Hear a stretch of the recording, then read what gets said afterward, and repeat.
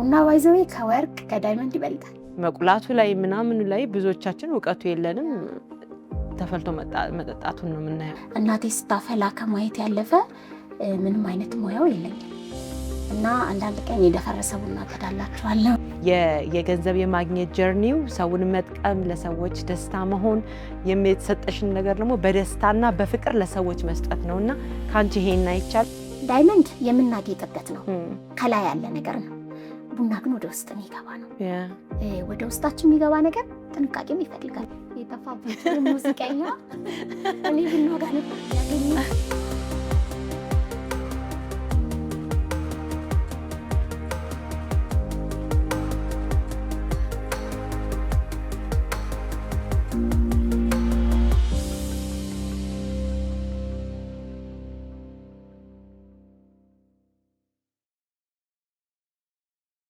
ሰላም እንደምን አላችሁ? ይህ አቢ ፖድካስት ነው። እንኳን በሰላም መጣችሁ ተመልካቾቻችን እንዲሁም አድማጮቻችን። ዛሬ አዲስ እንግዳ ይዤላችሁ መጥቻለሁ። ስለ ቡና እናወራለን። ቡና አፍቃሪዎች፣ ቡና ወዳጆች ሰብሰብ ብለን ስለ ቡና እንማራለን። ዛሬ አዲስ እንግዳ ይዤላችሁ መጥቻለሁ። እንግዳ የራሷን ታስተዋውቅልንና ከዛ ቡናችንን እየጠጣን እናወራለን፣ እናወጋለን። እሺ አቢጉዬ፣ ስለ ጋበዝሽኝ በቅድሚያ ከልብ አመሰግናለሁ። ስሜ ፌርዶስ ኩሲያ ይባላል፣ ወይም ደግሞ በቡና ስሜ ፌርዲ ኮፊ ይባላለሁ። ቴንኪው፣ በጣም አመሰግናለሁ። ዛሬ ትራቭል ታደርጊያለሽ፣ ከዛ ሁሉ ጊዜሽን ቆርሰሽ ስለመጣሽ በጣም አመሰግናለሁ። አንቺና እኔ የምንተዋወቀው በኋላ እንነግራቸዋለን የት እንደምንተዋወቅ። እንግዲህ ቡና ለአንቺ ለየት ያለ ቦታ አለው። እዚህ ጋር እንደምታዩት ፈርዲ ኮፊ የራሷ የሆነ ፓክ የተደረገ ኮፊዎች የሚገራርሙ ትሸጣለች። እናወራለን ስለ ጀርኒው። እንዴት በቃ ኮፊ ውስጥሽ ገባ?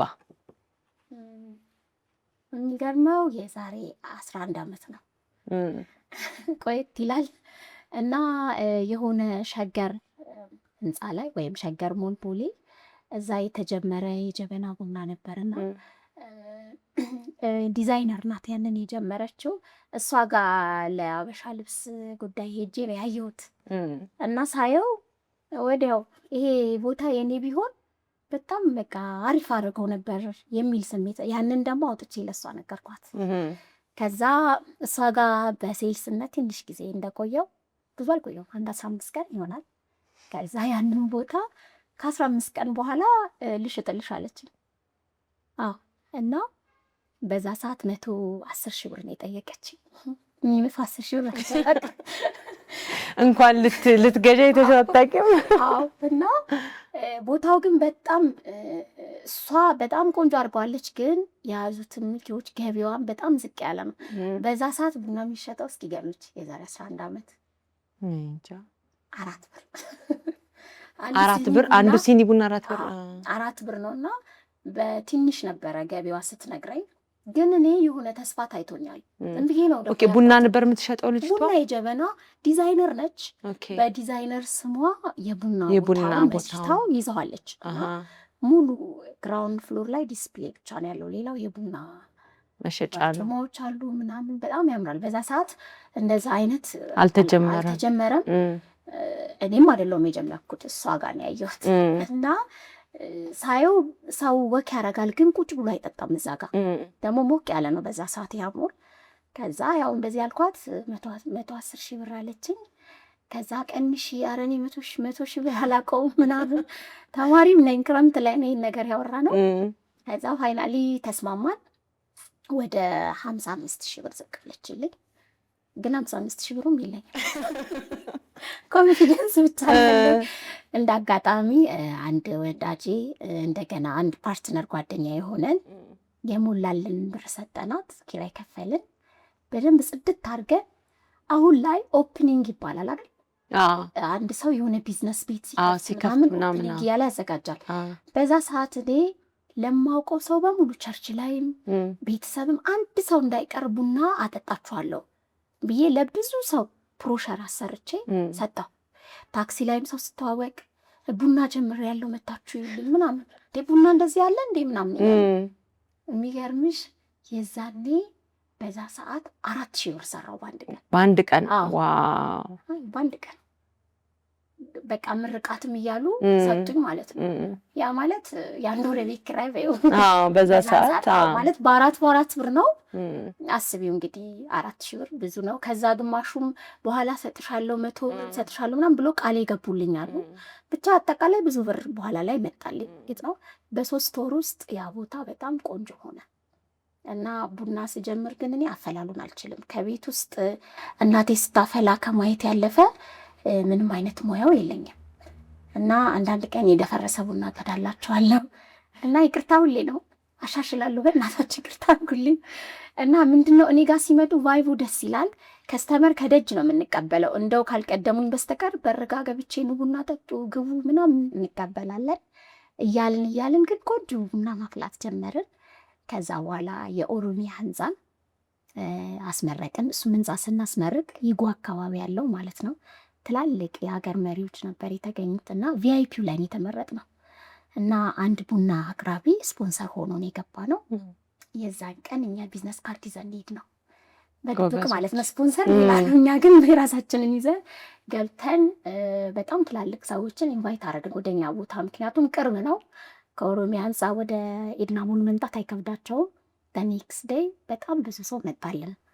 አልናቁንም፣ አክብረውኝ ትላልቅ ሰዎች እዛ ቦታ መጡ። ከዛ ያ ቦታ መቀጣጠሪያ፣ አንዳንድ ዘማሪዎች ሲዲ ማስቀመጫ፣ የጠፋባቸው ሙዚቀኛ እኔ ቡና ጋር ነበር የሚያገኙት። የእውነቴን ነው የምልሽ። ብዙ አገልጋዮችንም ያወቅኩበት፣ ብዙ አርቲስቶችንም ያወቅኩበት፣ የስራንም ምንነት የተረዳሁበት፣ ከቡና ጋር የተዋወቅሽበት የተግባባን ሄድ ነው። ከዛ በኋላ ነው ማለት ነው። በጣም ይገርማል። እኔ እንደውም ሳይሽ ለቡና ያለሽ ፍቅር እኛ ጋር መተሽ ቡና የሚቆላው እንደዚህ ነው፣ ከለሩ እንደዚህ መሆን አለበት። ለመጀመሪያ ጊዜ ነው ለቡና ይሄን ያህል ቡና ወዳለሁ መጠጣት እንጂ መቁላቱ ላይ ምናምኑ ላይ ብዙዎቻችን እውቀቱ የለንም። ተፈልቶ መጠጣቱን ነው የምናየውና ከዛ ወደ ዩኬ መጣሽ አይደል? እኛ ጋር መተሽ ነበረ። እንዴት አገኘሽ ዩኬን?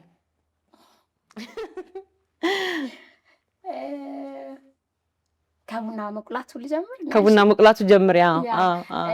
የቡና ስቆላ መጀመሪያ እንደ ማንኛውም ሰው በአጃክስ አጥቤ በብረት ምጣድ። በአጃክስ ይታጠባል? ይታጠብ ነበር። እውነት ስቲል አሁን የሚያደርጉ ተመልካቾቻችን ሊኖሩ ይችላሉ። ጤነኛ ነው አርገን ቆሽሿል ተብሎ ስለምናስብ እላው ላይ ያለውን ገለባው ምንም ሙልጭ አርገን ነው የምናጥበው እና ስናጥበው ደግሞ ጥቁር ነገር ይወጣዋል። ስለዚህ በእኛ አስተሳሰብ ያ ቆሻሻ ነው ብለን ነው የምናምነው። ግን ትክክል ነው አይደለም። በቆይታ በትምህርት ነው ካፒንግ ስማር በቆይታ ነው የገባኝና የመጀመሪያው ቡና ባይታጠብ መልካም ነው። ከታጠበ ደግሞ የታጠበውን መግዛት ራሱ የቆሸሸ ከመሰላቸው ደግሞ ያለ ሳሙና አጥበው ማድረቅ፣ እርጥቡን አለመቁላት። ወደ አቆላሉ ስንመጣ ደግሞ በብረት ምጣድና በማንከሽከሻ አለመቁላት። ይሄ ባለወንፊቱ ማንከሽከሻ እሳት ቶሎ እንዲያገኙ ያደርጋል። ቡና ይዘቱን መልቀቅ የለበትም፣ በርድ መሆን የለበት። ስለዚህ እሳቱ ከሰል ላይ የምናደርገው ስቶቭ ላይ ዳይሬክት ያገኘዋል በቀዳዳው። ብረት ምጣድ ደግሞ ይለበልበዋል። ቡና ቀስ እያለ ነው መብሰል ያለበት ጣዕሙ እንዲወጣ። ስለዚህ ቡና ባይዘዌ ከወርቅ ከዳይመንድ ይበልጣል። አዘገጃጀቱን ሰርች አድርገው ማየት ይችላሉ። በጣም በጥንቃቄ የሚዘጋጅ ትልቅ ምርት ነው። ስለዚህ ስንቆላውም ስንጠቀምም ወደ ውስጣችን አይደል የምናስገባ፣ በጥንቃቄ ነው መጠቀም ያለብን። ስለዚህ ቡና በብረት ምጣድ በማንከሽከሻ መቁላት የለባቸውም። እኔ ለምሳሌ ማንከሽከሻ እጠቀማለሁ። የምጠቀመው ግን ለሙሽሮች፣ ለከስተመሮች ጭስ በደንብ ስለሚሸጣልኝ እሱ ያንን ያረረውን አጠራቅሜ ለፀጉር ቤቶች ለስኪን ኬር ነው ማስረክበው እንዲጠቀሙት፣ ቆዳ ላይ ለመቀባት ነው እንጂ አናፈላውም። ስለዚህ ቡና እቤት ውስጥ መቁያ የሌላቸው ሸክላ ምጣድ ላይ እንጀራ ጋብረው ከጨረሱ በኋላ እራሱ ደግሞ የቡና ምጣድ አለ። የቡና ምጣድ አለ ለቡና ተብሎ የሚሸጥ አነስ ያለች ናት፣ ትሸጣለች ሸክላ። በዛ ቀስ እያደረጉ መቁላት። ካልተቻለ ደግሞ እኔ ብቻ አይደለሁም ብዙ አሽገው የሚሸጡ ለሀገር ውስጥ የሚሆን ቡና ከግሬድ 2 በታች ያለው ቡና ገዝተው ቢጠቀሙ አንደኛ ሰዓታቸውንም ይቆጥባሉ። በጣም ደረጃውን የጠበቀ ቡና ጣዕሙን ያገኙታል። ስለዚህ ቡና እንደው ሱሰኛ ሆኖ ሰው ዝም ብሎ ይቀምሰዋል ይጠጣዋል እንጂ አሁን ላይ ብዙ ሰው ለቡና ጣዕም ያለው እውቀት እየጨመረ ነው። ደስቲም አይነት ቡናዎች አቆላል ላይ ምናምን እኔ ብቻ ሳልሆን በጣም ብዙ ሰዎች ሶሻል ሚዲያ ላይ ያወራሉ፣ ስልጠናዎችም አሉ። ስለዚህ ቡና ብራውን ሆኖ ነው መጠጣት ያለበት። በደንብ ካልተቆላ የሚያመጣው የጤና ችግር አለ? ግን ጅስት አይጥምም አይደል? አፈላል ነው። አሁን ለጀበና እንደኛ ካልቸር የምንመክረው ሚዲየም ዳርክ የሚባለውን ለጀበና ሲሆን ይለያል። ለጀበና ሲሆን ሚዲየም ዳርክ ቢሆን ይመረጣል። ሚዲየሙን ለማሽን ነው የምንጠቀመው ወይም ኤክስፖርት ነው የምናደርገው። ነጣ ያለው ላይቱ ነው ሙር ነጣ ያለው። ሚዲየሙ ላይት አይባልም። ከሚዲየም ዳርኩ ትንሽ መለስ ስለሚል ነው። ዳርክ ሮስትም አለ የሚወድ ሰው ደግሞ አለ። ስትሮንግ የሆነለት የሚመስለው አለ። ጥቁር አለ። አዎ፣ ግን ስቲል በማሽን የተቆላ ከሆነ ዳርኩ ራሱ ጥሩ ነው፣ በምረምጣት ከምንቆላው ማለት ነው። አንደኛ በእጅ ስንቆላው እኩል አይሆንም። አንዱ በጣም ይበስላል። የቡና ቢኖች ደግሞ ሳይዛቸው የተለያየ ነው። አንዱ አነስ ያለ ይሆናል ምናምን፣ አንዱ ሰፋ ያለ። ስለዚህ አንዱ ቶሎ ሊያር ይችላል፣ ቶሎ ላይ እኩል ላይ በስል ይችላል። ስለዚህ ታይም አለው። ቡና ሲቆላ በእንደዛ መልኩ ይዘጋጃል ማለት ነው። ወደ ለንደን ቡናው ላይ በደንብ አለ። የቡና ጥያቄ አለ፣ ብዙ ነው ያለው እና ለንደን አጋጣሚ ነው አልተዘጋጀውም፣ አላሰብኩም። በኤምባሲ ነበረ። አንዲት የእህቴ ጓደኛ ወደዛ ኤምባሲ ተመድባ ስለነበር ኦፖርቹኒቲ መታለኝ። እኔ ያው መሄድ አልፈለግኩም ነበር። አንደኛ ከሸገር በኋላ ካፌ ሌላ ቦታ ከፍቼ ነበረ እና ትንሽ ምግብን ጀመር አድርጌ ነበር እና ንግድ ስለምወድ መሄድ አልፈለግኩም። ግን ደግሞ ሰዎችም ሲያወሩ በቃ እንግሊዝ የሚለው ስዕል በጣም ስላለ ለማየት ጓጓው። ስለዚህ በቃ ቪዛይም ኢንተርቪው የለው ምን የለው በቃ ቶሎ ነው ያለቀው። እግዚአብሔር ይመስገን ወደ ለንደን ሄድኩኝ። ቀዝቃዜ አየር ትንሽ አይስማማኝም። ብርድ ጊዜ ነው የመጣሽው? ታህሳስ ላይ ነው የመጣሁት። ኖቬምበር ማለት ነው። ኒው ይራችሁ አይ ቲንክ ከባድ ጊዜ ነው የመጣሽው። ከኤርፖርት ስወጣ ፀሐዩ ይታያል፣ ግን ይበርዳል በጣም። ይሄ ነገር ሌላም ሀገር ላይ አጋጥሞኛል እና በጣም እንደዚህ ብርዱ እንደዛ አልመሰለኝ። ብቻ ያው ሄድኩኝ። እህት ስለነበረችኝ እህት የተቀበለችኝ ጥሩ ክትፎ አድርገው ቡና እንደምታውቀው። እኔ ደግሞ ከዚህ ረከቦት ጭኜ ጀበና በቦርሳ አቅፌ ምናምን ይዤ ሄድኩት እንዳይሰበርብኝ። እርግጠኛ ነበርኩ ኢትዮጵያን በደንብ እንደማስተዋወቅ እና እቃዎቼን ይዤ ምናምን የሄድኩት። የእህቴም ጓደኞች ጥሩ አድርገው ተቀበሉኝ። አሪፍ ነበር። ግን ለአንድ ሳምንት ከቤት አልወጣም አልኳት። ብርዱ ጋቢ ለብሼ ሶፋ ላይ ቁጭ እያልኩ አስቸግሬያት ነበር። ፋይናሊ ወጣ ብለሽ ከተማው ማየት አለብሽ፣ አየሩን ሌላ መጃለችኝ። በቃ ትልቅ ኮት ካቦርድ ገዝታልኝ እሱን አርጌ ሀት አርጌ ጓንት አርጌ ወጣው። ደስ ይላል። ለንደን ደስ የምትል ከተማ ናት እውነት ለመናገር። ከዛ አመት ከ3 ወር ነው የቆየሁት። በሄድኩኝ በ3 ወሩ ኮቪድ ገባ። ቻሌንጅ የሆነብኝ እሱ ነው። እኔ ሰው ለምጃለሁ። ሶሻል ላይፍ፣ ቸርች፣ ኳይር አለ ስራዬ። ንግድ ደግሞ የቡና ስራ ደግሞ በባህሪው ከብዙ ሰው ጋር ከከስተመር ጋር ያገናኝሻል እና የሚያቅፍሽ ሰው የለም። ይሄ ስልሽ የማውቀው ሰው ብዙ አልነበረም እና ቸርች እንደምንም ተፈልጎልኝ እህቴ አማኝ ስላልነበረች ተፈልጎልኝ ኪንግስ ክሮስ ያለው ቸርች ሄድኩኝ። በቃ ሰዎች ተዋወቅኩኝ። የዛኔ ዴቭ ዜማ ተክሌ ምናምን ተጋብዘው ነበር እና ደስ አለኝ። እሱንም ሳይ አመለክን ምናምን እንደዛ እያለ አንቺንም አወቅኩ። በዛ ተዋወቅን። ኦኬ። ለንደን በጣም ትልቅ ችግር የሆነብሽ ቻሌንጅ የሆነብሽ ነገር እንዳትኖሪ ያደረገሽ ነገር ምንድን ነው? የመጀመሪያው የሰው ልጅ እንደው ለወጣቶች የምናገረው ኤክስፔክቴሽን። ለምሳሌ ስለ አንድ ሀገር ያለን ኢሜጅ አለ። በቃ የምንጠብቀው ነገር አለ። አሁን እኔ መጀመሪያም እኮ ስደትን ሄጃለሁ ሌላ ሀገር በከባዱ ማለት ነው። ግን እንግሊዝ ላይ ሲሄድ እኔ ኤክስፔክት የማደርገው ነገር ይዤ ሄድኩት ሌላ ነው፣ ለካ ህይወቱ ሌላ ነው። እና ሰው ከሀገር ሲወጣ የሆነን ነገር እዛ ሄዶ የሚያጋጥመው ምን እንደሆነ መገመት የለበትም። ሲሆኑ በቃ በጣም ይሳካልኛል ብሎ በአንዴ ስራ አገኛለሁ፣ ሰው ሁሉ ናይስ ይሆንልኛል፣ ገንዘብን ቶሎ አገኛለሁ በቃ ምናምን ብሎ ሳይሆን ቻሌንጆችን ለመጋፈጥ ስራ ያገኘውን ለስርዓት አምኖ ነው መሄድ ያለበት እና ደግሞ መጸለይ ያለበት። ይህንን አምናለሁ እና ለንደን ሲሄድ የለንደን ያለኝ ኤክስፔክቴሽን በቃ ፓውንድ ቶሎ ቶሎ አታገኘውም ፓውንዱን ናፍቆኝ ሰው የለ ምን ስራ ሰራሽ? የሚገርምሽ ልክ የመጀመሪያው ለሀበሾች ገና እንደሄድኩ ባይዘወይ ሀበሾችን ኢንተርቪው አደረኩኝ። ፈጠንኩኝ እንደውም ቶሎ አንዲት ጓደኛዬ ቅድም ብዬሻለሁ ስሜን ችላለው ማድረግ ነው እና እሷ ቤት ምሳ ጠራችኝ። ዌልካም ብላ ማለት ነው። ደስ አለኝ። ሀበሾች አስተዋወቀችኝ እና አንድ ፕሮዳክሽን አገኘው እሳ ፊልም የሚሰራ ከዛ እሱ የገና እንትን አለን እና ከኛ ጋር ስር ያለኝ ደስ ይለኛል አልኩት። የጎንደር ባህላዊ ልብስ ለብሼ ብርዱ ላይ ለብሼ ወደ ሰቨን ሲስተርሁድ ምናምን የሄድን እንዳሉ ያደረግኩኝ ሀበሾችን እና እንደው በዙ አጋጣሚ እንትን ለማድረግ ወጣቶች እዛም ያሉት በጣም ብዙ ቻሌንጅ እንደሚያልፉትና አንዳንዴ እዚህ ሆነን ኢዝሊ ገንዘብ ሰዎችን እንጠይቃለን ውጭ ስላለ ብቻ እና የሚከፍለው ዋጋ አለዛ በጣም የሚያገኝበት መንገድ የኑሮ ውድነቱ ሜቢ በጣም ሳይበላ ሊሆን ይችላል። ያ ሰው ቤተሰቦቹን እዚህ ሰፖርት የሚያደርገው በስደት ኤሮፕ ላይ ላሉ ሰዎች የብርዱ ሁኔታ ሌሊት ተነስቶ መውጣት ላይፍን ራሱ ኩክ አድርጎ እዚህ አሁን ልጅ ኩክ አያደርግም ብዙ ሜቢ አሁን ላይ ለውጥ አለ አለ ያንን የለመደ ሰው ሄዶ እዛ ራሱን መቻል አለበት። ከወይዘሩ ጋር ሲስተም የሚባል ነገር አለ። ሲስተሙን መልመድ መንገዱ ራሱ እኮ ይለያል። በጣም በእግርሽ ነው የምትሮጪው።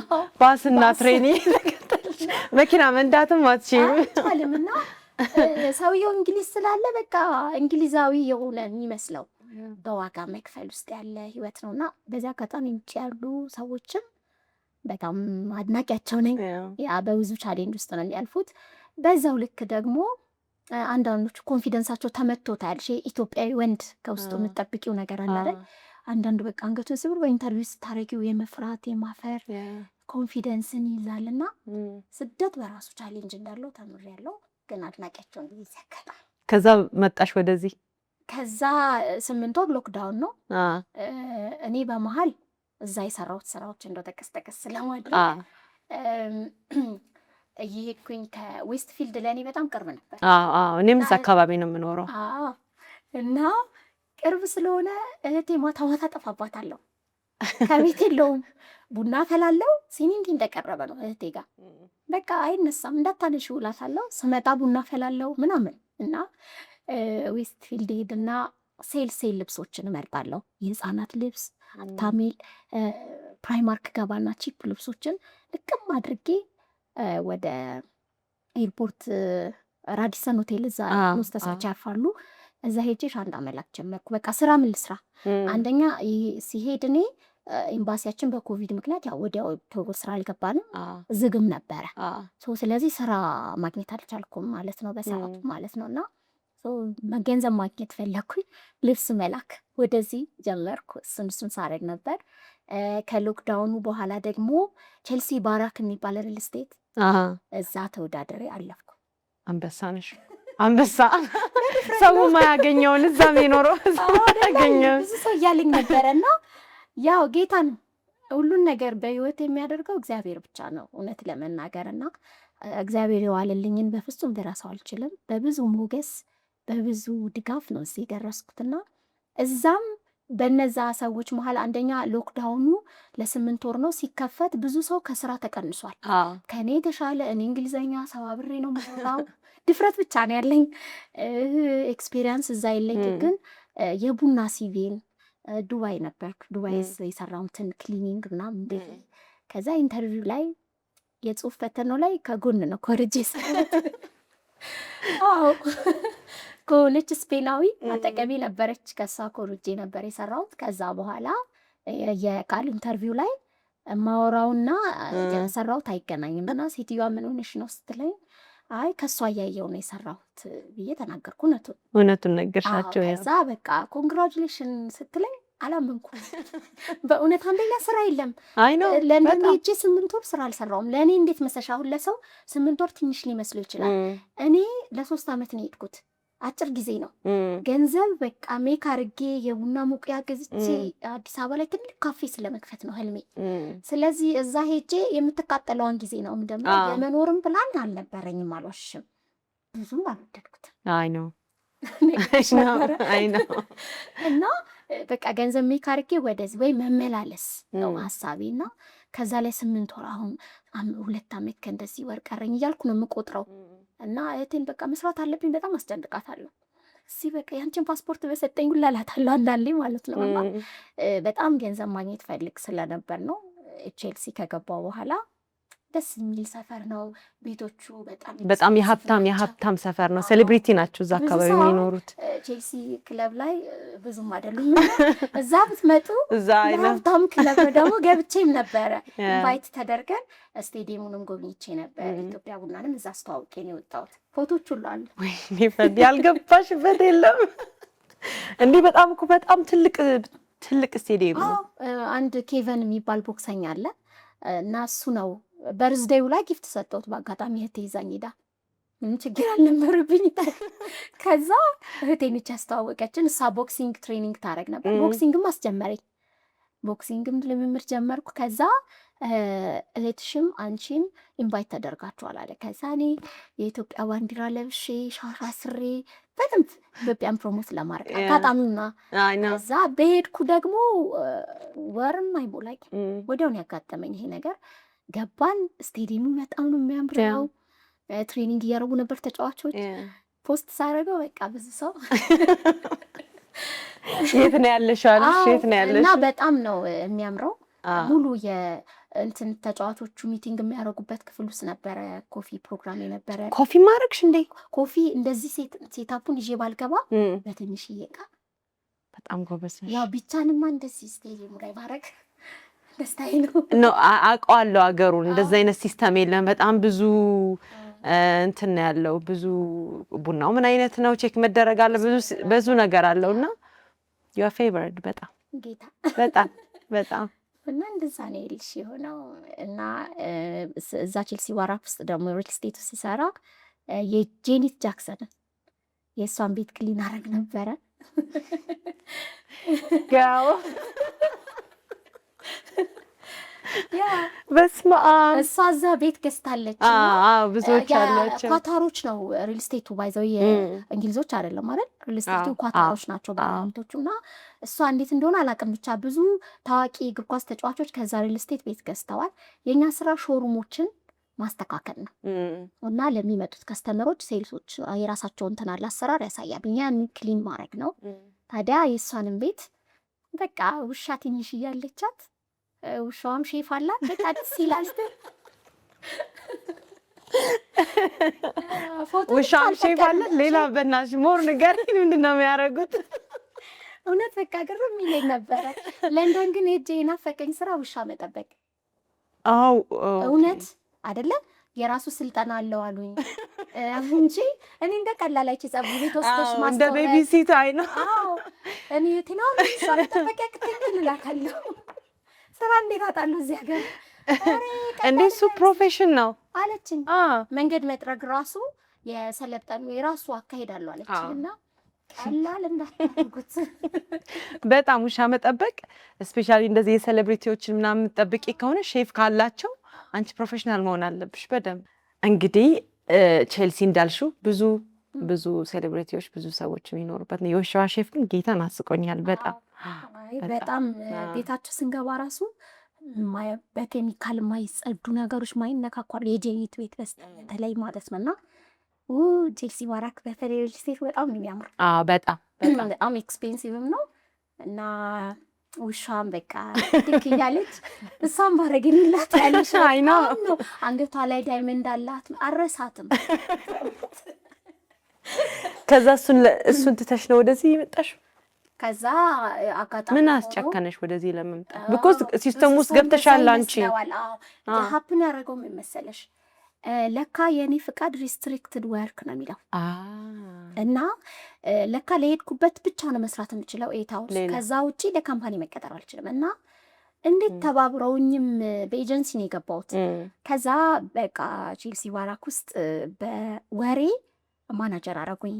በጣም በቃ ቲም ወርክ ታይም አላረፍድም ሰዓት አክባሪነት አሁን እንደውም ይሄን አመት እየሰነፍኩ መጣሁ እንጂ ሰዓት ላይ ኦን ታይም ነኝ እዛ ለመድኩ በደንብ ሰዓት አለማርፈድ ዲሲፕሊን ያስተምርሻል በጣም ስራውን ደግሞ መውደድ የገባንበት ስራ ለገንዘብ ቢሆንም አምነንበት መውደድ አለብን ያንን ነገር ስንወድ ሌሎች ውስጥ ይጋባል ይሄ ነገር በቃ እዛ እነሱ ደግሞ ለካ ስራ ላይ ጎበዝ ከሆንሽ ትለጠፊያለሽ ሁሌ ቋንቋ ይዝሽም ባይዘዌ ቋንቋ በምልክት እያወራሻችሁ ይገባቸዋል አበሻ ቢሆን ግን በምታወሪያት በተሳሳትሻት እንግሊዘኛ ሙድ ይዙብሽ በጣም ስለነው አይደለም የምናድገው ምንም ነገር ከተወለድን በኋላ ነው የምናውቀው ስለዚህ በጊዜ ሂደት ነው ምንም ነገር የሚታወቀውና ሰው መፍራት የለበትም ደግሞ ለቋንቋ መግባቢያ ነው ሌላ ነገር አያረግም በተለይ እንግሊዞች በአይንሽ ነው የሚገባቸው ቋንቋ የሆነ እንደ ትልቅ ችግር ሆኖ እንዴት አታወሪም የሚልሽ የለም የሚያዩት ስኪል አለሽ ወይ ዲሲፕሊን ነሽ ሞር ዳን ኤኒቲንግ ኦን ታይም ነሽ ወይ ስራውን ባትችይው ስራውን እንድትችይ ያደርገው ትሬኒንግ ሰጥተው ነው የሚያስገቡሽ ኤኒ ስራ አይ ቲንክ እኛ የምንፈራው እሱ ነው እኔ ፊት አላረግም እሱ አይደለም የሚፈለገው ልክ ነሽ እንዴ እኔ ከ74 ነው ከ72 ብቻ ከእንደዛ ነው ያለፍኩት 3 ብቻ ነን የገባ ነውና ለኔም ታምር ነው ግን በቃ በየጊዜው ይለጥፉኝ ነበር እና ቲ ታይም እና ላንች ታይማችንን እኔ እህትሽ የአበሻ ምግብ ሰርቼ ቡና ይዤ አቤት ፍሪ ደግሞ ሲወዱ ማናጀር ባያረጉሽ ነው ነፃ ነገር በጣም ነው የሚወዱት ኢትዮጵያ ቡና ነው በቃ በተሰባበረ እንግሊዘኛ ኢትዮጵያ ነምበር 1 ናቸዋለሁ እንዲገባቸው የኢትዮጵያ ያው ባህል አለባበስ የሙዚቃ ስታይሉን ምናምን ስክሪን ላይ ያሳያቸው ነበር በዩቲዩብ እያረኩና እኔ ባገኘሁት አጋጣሚ ኢትዮጵያን ማስተዋወቅ ትልቁ ሀገርሽን ተወጃለሽ አዎ በጣም ኢትዮጵያን ወደውና ለኔም ጥሩ አጋጣሚ ነበር የሄድኩበትን አጋጣሚ ተጠቅሜበታለሁ ብዬ አስባለሁና እንዴት ተመለሽ ለሚለው ከዛ ካምፓኒ 3 ወር እንደሰራ በቃ እያደግኩ ሄድኩኝና ትላልቅ ቦታ ሞር ያስገቡኝ ሄዱ ከነጮች ትልቅ ማደንቅላቸው ነገር የሰው ልጅ በመጨቆን አሁን አንድ ቦታ ላይ አንድን ሰው 10 ዓመት 20 ዓመት ማሸት አይደለም ማሳደግ እና ወዲያው በቃ ትንሽም ስራውን እያሳደጉሽ ይሄዳሉ ያንበረታቱሻልና በዛ ያለን እድል እያገኘው ሲሄድ ወደ ቋሚ ሳለሪ ከ10 ፓውንድ ነበር እንዲመሳት አናወር እንደዛ ነው ወደ 15 ፓውንድ ትልቅ እና በዊክ ነው የሚከፈለት ታገኝሽ እና ወደዛ ላድግ ስል ወረቀቶችሽን አምጫሉኝ እነሱ እንግሊዛዊ እዛው ፓስፖርት ያለኝ ይመስላቸው እኔ የኢትዮጵያ ፓስፖርት ነው ያለኝ ለካ ፍቃዴን ሪስትሪክትድ ወርክ ምን እንደሆነ አላውቅም ይዤ ሄድኩ ባልወስድ ኖሮ እዛው በኤጀንሲ ቋሚ ያልሆነኝ ብዬ ባለው ሳላሪ መቀጠል እችል ነበር እኔ ምንም የማውቀው ታሪክ የለም ይዤ ሲሄድ ማናጀሯ በጣም አበደች እንዴ ኢትዮጵያ ነሽ እንዴ አለችኝ ኦፍኮርስ ማለት ኢትዮጵያዊ ነሽ ማለት የዚህ ሀገር ወረቀት ምንድነው የለሽም እኔ እኮ ከኢትዮጵያ በእንደዚህ እኮ ሪስትሪክትድ ወርክ እንዴት ሀው በቃ በጣም አበደች ለምን አንደኛ ማሰለጥንላት ከስር አዳዲስ ሲቀጠሩ ማሳየው ምናምን እኔ ሪል ስቴታቸው ቤተክርስቲያን አለው እዛ ውስጥ ኤቭሪቲንግ የተሟላ እና ግቢው በቃ ሌላ ታሪክ በጣም ነው የሚያምረው እና በህይወቴ እንግሊዝ ውስጥ እዚህ ሀገር ከፍቶኛ ያቅም እንደዛ ከዛ ስራ ያቆምኩ ቀን የገባው ቀን የተደሰትኩትን ያክል የወጣው ቀን አስቀኛው በጣም ነው የተሰማኝ በቃ ምንም ማድረግ አልቻልኩም ለመጽናናት አንድ 20 ቀን ምናምን ፈጅቶብኛል ከዛ አሁን በተስፋ መቁረጥ ውስጥ ገባው አጌን ሎክዳውን ሊሆን ነው ምንድነው የምሰራው ምናምን አልኩኝ ባይዜ ፓብ ውስጥም ተቀጥሬያለሁ አማራጭ ሳታ ቼልሲ ባራክ የገባሁት ከዛ በኋላ ነው ከቤታችን ፊት ለፊት ፓብ አለ እና ሴትዮዋ ታጸዳዳለች ኮሮና ልክ ለተከፈተ ስታጸዳዳ በዛ ጋር ሳልፍ ክሊኒንግ ምናምን ትፈልጊያለሽ አልኳት እኔ ቤቴ እዚህ ጋር ነው አፓርትመንቱ ላይ እዚህ ጋር ነው የምኖረው ፓስፖርት አለኝ ምናምን ዱባይ ጽዳት ሰርተው ምናምን ስላት እፈልጋለሁ አለችኝ 14 ፓውንድ ይሁን ምናምን በሰዓት ትሰጠኛለች እና ቅዳሜና እሑድ ሌሊቱን ሙሉ ነው የምሰራው ቆሜ አቤት ብሩ እንዴት እንደሚያስደስት ስራ ይልቅ ያለቴን ነው ሙሉ ፓቡን አጸዳዋለሁ ብርጭቆ ያጣጣብኩኝ ያው እንግዲህ መጠጥ ቤት ነው ይሄ ሱፍ በተለያየ አይነት ፍሌቨር ነው መጠጦቹ ፍሩት እዛ ውስጥ እንደሚገባ ያወቅኩት የዛን ጊዜ ነው መጠጦችን ከተለያዩ ነገሮች ጋር ፍሩቶች ጋር እየቀላቀሉና ሲጠጣ ከዛ እሷ ጋር ሰራ ለምን አስተናጋጅ አትሆኝም ማለች እንደዛ እያለችን እያለ ነው ቼልሲ ባራክ ያለፍኩት በመሀል ማለት ነው። እና እንደዛ እያለ ሄዶ ከቼልሲ ባራክ መጣው። ከዛ በኋላ በዚሁ መሀል ያልነገርኩሽ ቼልሲ ባራክ የምሰራው ከሰኞ እስከ ዓርብ ነበር። ቅዳሜና እሁድን እኔ ኮፊ ሃውስ ጀመርኩ። ኮፊ ሃውስ የጀመርኩት ከሽፐርድ ቡሽ ወደ ዌስትፊልድ የሚሄደው የአበሻ መናኸሪያ ነው። እዛ ኤሪያ ላይ ኢራናዊ ነው እና እንትን ኮፊ ቴካዌ ኮፊ ምናምን አለው እና የሆነ ቀን ሳልፍ ጀበና አየሁ። እንዴ ጀበና ብዬ ገባው። ስገባ ከየት አመጣው ጀበናው ምናምን አልኩት። ስለው የሆነች ኢትዮጵያ እዚህ የተቀጠረቻለች ጊፍት ነው ያመጣችልኛል። ታውቃለህ እኔ ብዬ ቪዲዮ ከፈትኩለት። እኔ እንደዚህ ቡና ሰርቻለሁ ኢትዮጵያ ልጅ ታዲያ ለምን አብረን አንሰራም አለኝ። ሪሊ አልኩት። አዎ። ከዛ ቅዳሜና እሑድ ነው የምችለው ስለው ይሁን አለኝ። ከዛ በጀበና በትንሽ ጀበና 7 ፓውንድ በትልቅ 10 ፓውንድ እያደረግን ከፖፕኮርን ጋር አንድ ላይ ከዛ እዛው እህቴን ለምታውቂያቸው አበሾች በሙሉ ሜሴጅ ላኪልኝ አልኳት። እኔም ቸርች ላይ ለማውቃቸው የተወሰነ ጊዜ ሰራሽ የሰራው ነበር። ቅዳሜና እሑድን ቁርቶች አሉኝ እዛም እያጠጣው ማለት ነው። ከእያንዳንዱ ከሚመጣው ዜጋ ጋር ቡና ጠጣ ግድ ነው። አበሻም ሲያልፍ ካየው ቡና እንደዚህ ጋር ናግባ እያልኩኝ እኔ ቢቻለኝ እደጅ ላይ ነበር የምፈልገው ኢትዮጵያ ቡና። አንደኛ ነጮች ሲያዩት እኛ እንደምናስበው እንኳን እኔ እንኳን በማስበው ልክ አይደለም። በጣም ነው በቃ የሚማርካቸው። እጣን ሲያዩ ቡና ሲቆላ ሮስት ሲደረግ አይተው አያውቁም። እሱ በማሽን ነው። የኛ አቆላል ባህላችን በጣም ያምራልና እኛ ራሱ እናምራለን። እንለያለን ካለ ማለት እንትንሽን አበሻ ልብስሽን ለብሰሽ ቡና ይዘሽ ቁጭ ስትይ በጣም ታዲያ ከለራችን ኢትዮጵያዊነታችን እና በጣም በሚያምር አይነት ነበር። ብዙ ሰው ይወደው ነበረ። እውነት ለመናገር ለምዶልኝም ነበር። ከዛ በኋላ አጋጣሚ እህቴን ታገባ ነበር። እዚህ ሎክዳውን አጌን ሆነ። ሲዘጋ እቤት አሁን ድብርቱ መጣ እና ፓርክ እየሄድኩ ነበር እንጸልየው ኦሎምፒያ የሚባል ሰፈር አካባቢ ፓርክ አለ። እዛ የሄድኩ ነው። ጸሎት ቸርች ዝግ ነው እንደምታውቂው። ኩኪ የምትባል እንደናለች እና እሷ የዋትሳፕ ግሩፕ ከፍታ እንጸልይ ነበረ።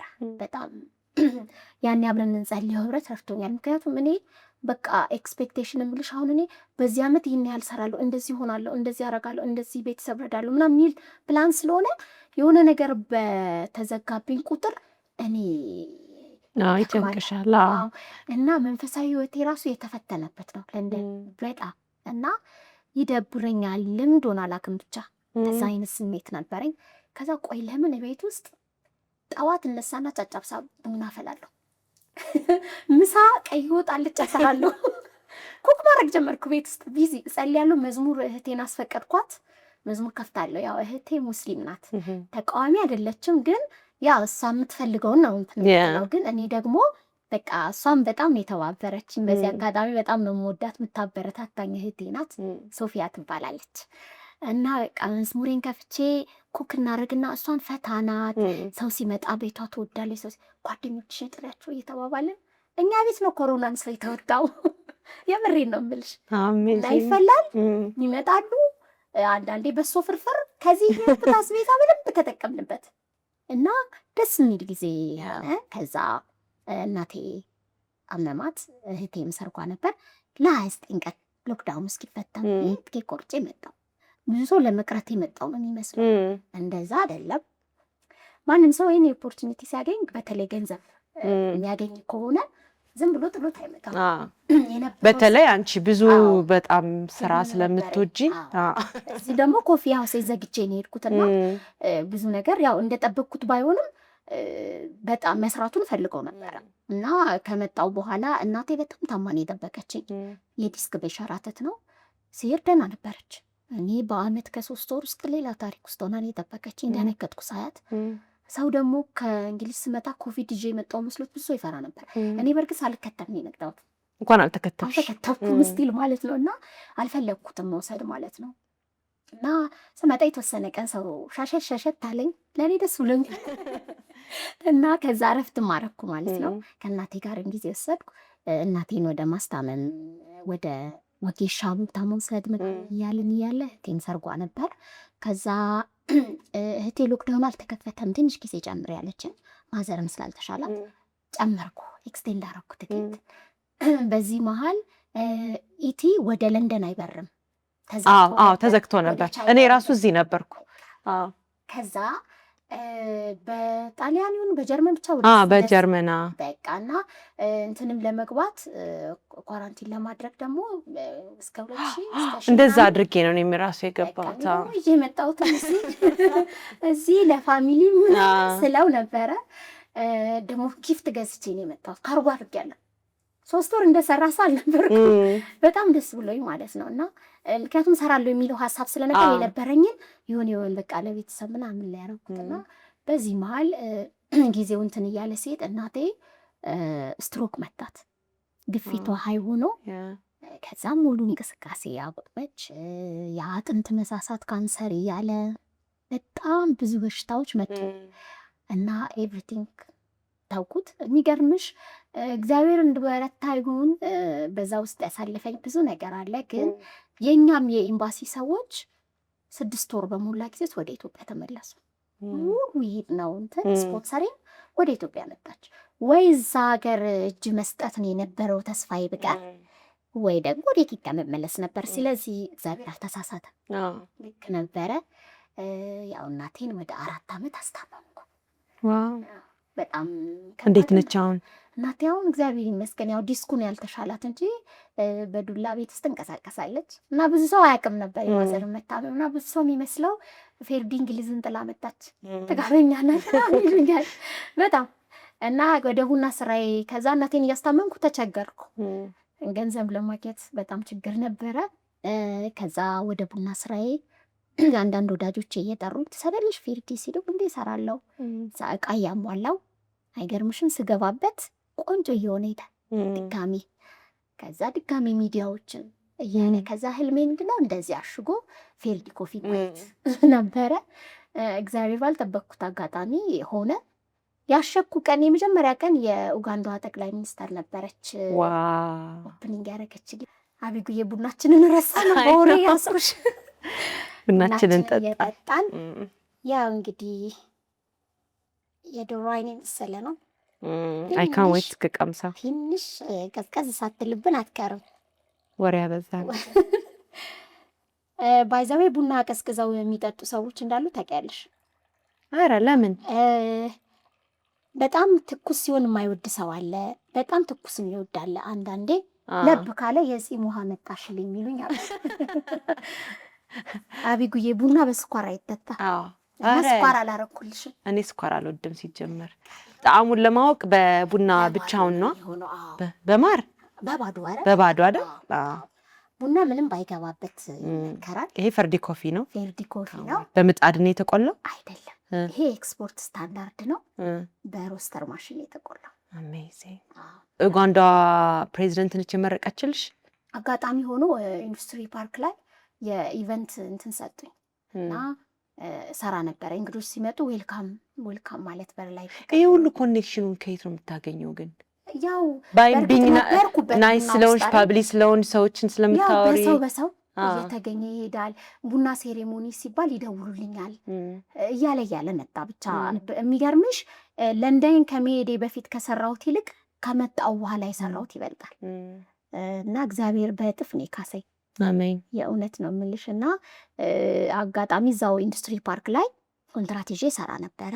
በጣም ብዙ እንግዶችን የተቀበልኩት የዓለም ባንክ ፕሬዚደንቱን፣ እነ አብይን የነገርኩሽ የኡጋንዳዋን ጠቅላይ ሚኒስተር። አሁን ስታንዳርድ አይገርምሽም? ኦ ማይ ጋድ። እና መሪዎችን ሁሉ መቀበል ውስጥ ገባውና እሷ በአጋጣሚ የመጣች ጊዜ የእኔ ቡና ሮስቱ ደረሰ። እንደ አጋጣሚ ነው ከአንድ ጓደኛ ጋር ተነጋግሬ አሽጌ ለምን አልሸጥም አልኩና ፌርዲ ኮፊ ብዬ ለጥፌበት ይዤ ሄድኩኝ። ሲሄድ ጊፍት ፓኬጅ የኔ ቡና በቃ መስጣት አልኳቸው። ከዛ በደንብ ነው ያስተዋወቁልኝ። አቶ አክሊሉ ይባላሉ በዛ ሰዓት የነበሩት የኢንዱስትሪ ፓርክ ዋና ስራ አስኪያጅ። በጣም ነው ማደንቃቸው። አሁን የቱሪዝም ሆነዋል። እንደገና እዛ የነበሩ ሰራተኞች እነ ስራ አስኪያጅ ትንሳኤ ለሚላ ያለው እድልን ሰዎች ሲሰጡ ልናመሰግናቸው ይገባልና እነሱን ማመስገን እፈልጋለሁ። እና ለእሷም እንዲሰጥ አመቻቹልኝ። በቃ በዚህም ጋር ሳቅፈው ፎቶውን ታይዋለሽ ቪዲዮ ማለት ነው። በቃ ቡናዬን ሳይ እኔ እምባዬ መጥቷል። ምክንያቱም ህልሜ ነው። እግዚአብሔር የምትጥሪው ስራ ሲሆን በሆነ በትንሽ ነገር አይደለም የሚያከብርሽ። ስራሽ በጣም ሀይ በሆነ በቃ በሚገባው ልክ ነው የሚያደርገውና እግዚአብሔር ከሚገባውን በላይ ነው ለእኔ ያደረገውና ደስ አለኝ። ከዛ ፕሮሞሽን መስራት ጀመርኩ። ከዛ ፋና ቲቪ ላምሮት ላይ ኢንተርቪው አደረጉኝ። አባይ ቲቪ ያለ ጋዜጠኞቿም እየጠየቁኝ መሄድ ጀመረና ፌርዲውና እዚህ ላይ ደረሰ። አሜዚንግ በጣም እንግዲህ ከስፔሻሊ ከለንደን ከመጣሽ በኋላ ከምንም ነው የጀመርሽው፣ ከምንም አይደል? እና ይሄ በጣም ትልቅ ነገር ነው። እርግጠኛ ነኝ ቤተሰብም ታስተዳድሪያለሽ እና በዚህ ሁሉ ውስጥ ብዙ ያለፍሻቸው ቻሌንጆች አሉ የነገርሽኝም። እና በምን አይነት ቻሌንጅ ውስጥ አለፍሽ? ብዙ ቢዝነስ ነው የምትሞክሪው፣ ብዙ በቃ አይ ዶንት ኖ አይ ቲንክ ፌቨርድ ስለሆንሽ ነው ብዙ ነገር ለመሞከር ውስጥሽ ይቀልሻል፣ ሰዎችን ለመጠየቅ እና በዚህ ሁሉ ያሳለፍሻቸው ቻሌንጆች ያሳለፍሻቸው ችግሮች በቃ ወይኔ ያልሽባቸው ልብሽን የሰበሩሽ ሁኔታዎች ነበሩ ወይ? ይኖራሉ ዴፊኒትሊ። ሰው አይደለን ቻሌንጅ ያጋጥመናል። ድሮ ቻሌንጅ ሲመጣብኝ እግዚአብሔር የሚወደኝ አይመስለኝም ነበረ። ለካ እንደውም በጣም ነው የሚወደኝ እና አንዳንድ ጊዜ እግዚአብሔር የሆነ ቦታ ሊያደርሰን ሲፈልግ ለዛ ቦታ ብቁ እንድንሆን ያንን የምንሸከምበት አቅም እንዲመጣ መሰራት አለብን። ለዛ አይደለ ወደ እግዚአብሔርም ቤት ስንሄድ እኮ በእግዚአብሔር ቃል ልንሰራ ልንሞረድ ነውና በእግዚአብሔር ቃል ውስጥ እያለፈ ቃሉ ልባችንን ይጠግነናል። ስለዚህ የሰው ልጅ ቻሌንጅን መፍራት እንደሌለበት የገባኝ ባዚህ እየቆየው ነው። አንደኛ ያው ለነገሮች የሚኖረን ግምት፣ በጓደኝነት ውስጥ ግጭቶች ይመጣሉ፣ መከዳቶች ይኖራሉ፣ ስራ መበላሸት ይመጣል፣ ገንዘብ አንዳንዴ ልም ብሎ ይጠፋል። እና ደግሞ እኔ አይኖራትም ብሎ ሰዎች አይረዱኝ። ደስ ከሚለው ሞገሳም ብድር በጣም ነው የምጠይቀው። እያዩልሽ ነው ሊኖርሽ የሚችለውን እያዩልሽ ነው።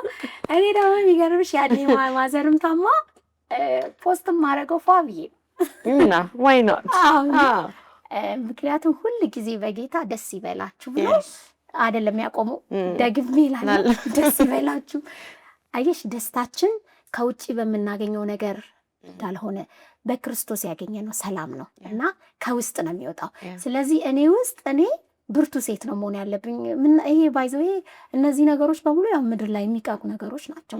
ስለዚህ ሰዎች የመጀመሪያው የውስጥ ሰላማቸውን፣ አይምሯቸውን፣ ራሳቸውን መጠበቅ አለባቸው። ቆንጆ መሆን አለባቸው ባላቸው ነገር። ስለዚህ ሰው የእግዚአብሔር መሆኑ ራሱ የሚለየው በሰላሙ ነው። እውነት ነው ብዛቱ አይደለም። እውነት ነው። ክርስቶስ ኦልሬዲ በክርስቶስ ባለጠግነትን ስላገኘ ነው ማለት ነው። እና እኔ ቻሌንጆቹ ብርቱ ያደረጉኝ አጠንክረውኛል። ከማባድ እንደው ለመጥቀስ ያህል መጀመሪያ ስራ ስላልሽኝ ወደ ስራ ስንመጣ አንደኛ ዱባይ ሰርቻለሁ። 16 ዓመት ሄጄ ነው ሰው ቤት የሰራሁት። የመጀመሪያው ስራ እንዳልንቅ የረዳኝ አረብ ሀገር ብቻ ነው። የመጀመሪያው ስደት ስለነበርም ስለ ስራም ያለኝን ግምት የቀየረልኝ እሱ ነው። አካባቢ ላይ እንደኔ እንደዚህ አሁን በቡና ዘርፍ ምናምን የነበረ በዛ ሰዓት ስላልነበረ ስራ ውስጥ ዘልዬ እንድገባ የረዳኝ ያ ነው።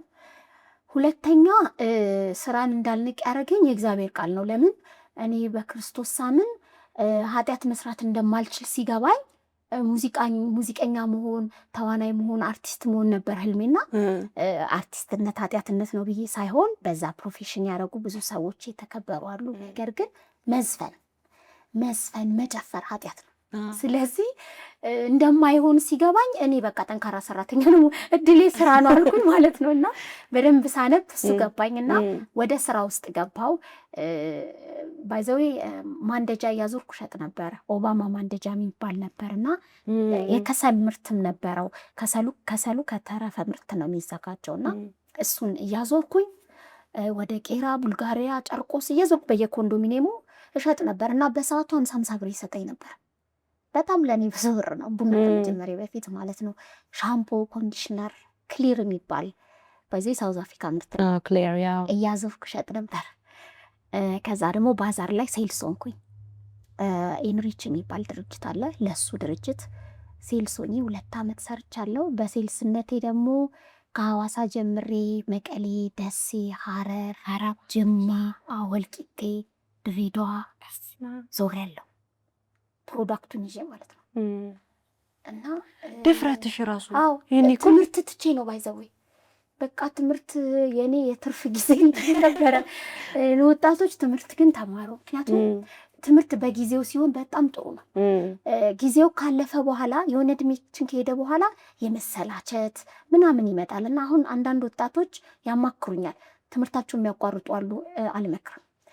ትምህርት እየሰሩ እየተማሩ የሆነ ነገር ከጎን አሁን ኦንላይን የሚባል ነገር አለ። ሶሻል ሚዲያ ለመልካም ከተጠቀምነው የስራ አክሰሶች አሉት እና ትምህርታችሁን ከጨረሳችሁ በኋላ ስራ ይደርሳል። እኔ ያልወደቅኩት እግዚአብሔር ስለረዳኝ ነው። ነገር ግን አለመማር በራሱ የጎንዮሽ ጉዳት አለውና ትምህርታችሁን ውደዱ። ከዛ በኋላ የምትወዱትን ስራ ስሩ። ይህንን ማለት እፈልጋለሁ።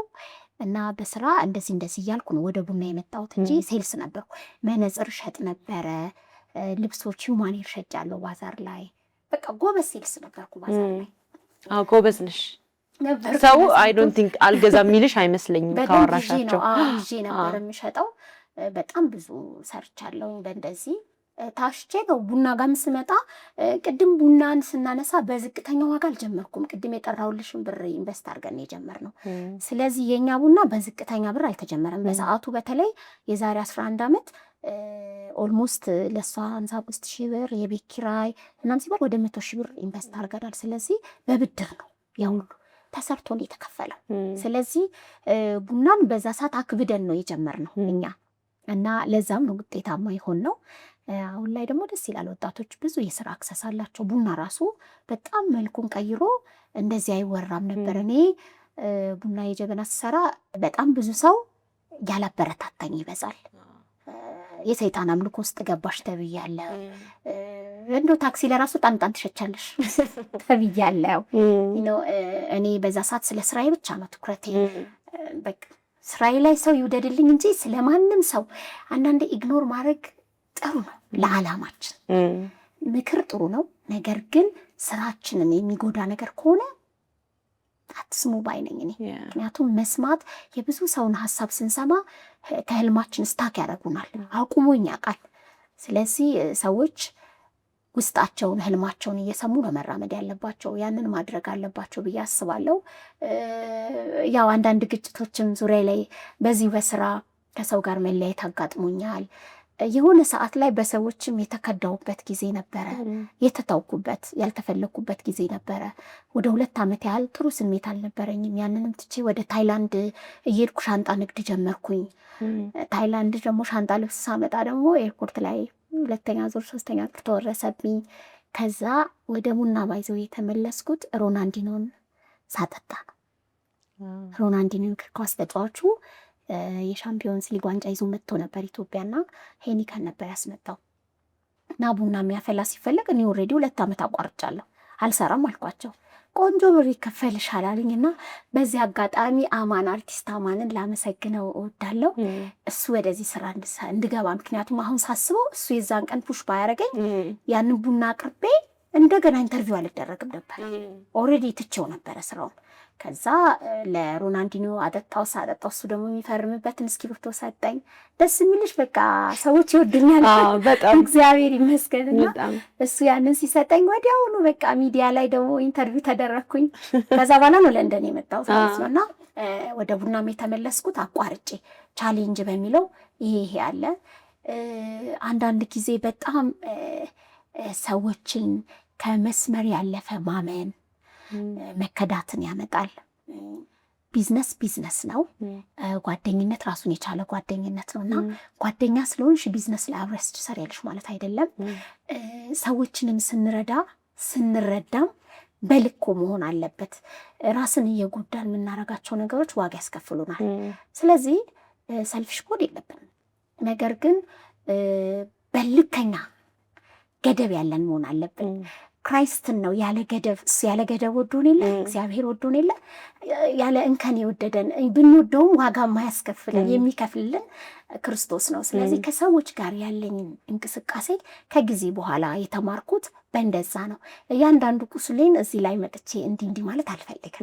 ለምን ወጣቶች ቁስል ብትነግራቸው ቁስላቸውን ነው የምትነኪው፣ አያክማቸውም።